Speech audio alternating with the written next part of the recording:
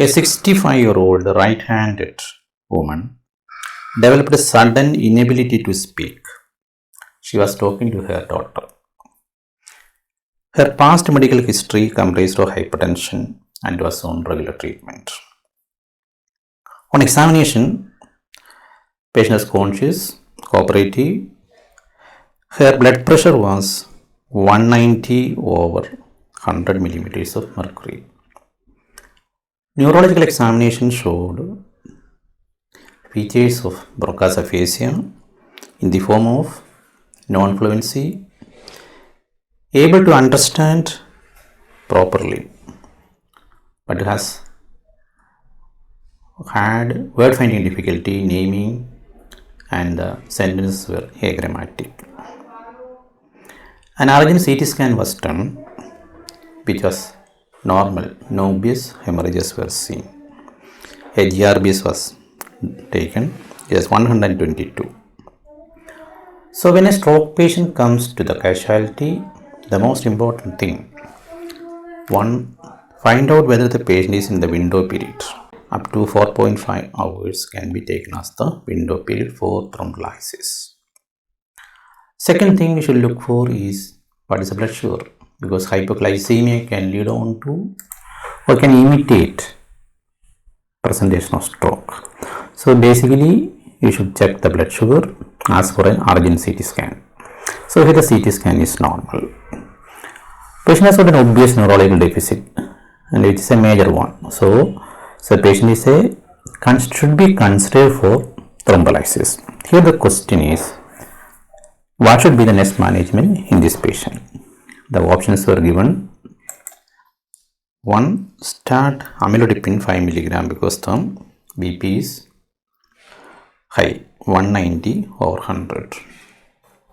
What should be the blood pressure before thrombolysis? The American Heart Association and the European Stroke Organization all recommend the strict guideline, actually this protocol. The systolic BP should be less than 185 and diastolic should be less than 110 to start thrombolysis. So the pre-thrombolytic blood pressure should be less than 185. So remember this number, the pre-thrombolytic blood pressure should be less than 185 systolic and diastolic should be less than 110. So in this patient the BP is high, 190 over 100. It's a contraindication. So option here will be, what we can do, CT is normal, there is no obvious hemorrhage is there. The treatment of the recommendation is option C. That is, so the correct answer will be start on aspirin 300 mg orally. But in real life situation, if such a patient comes, you may go for controlling your BP. Don't go for aggressive management of the blood pressure to control to the target of 185 over 110. You may give 1 or 2 doses of labetalol C. It has been found that if you violate the protocol, the incidence of intracranial bleed is very high. So that is why this recommendation. So the post-stroke blood pressure should be less than 180, 105.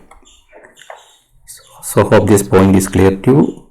The post-stroke blood pressure should be less than 180 bar 105.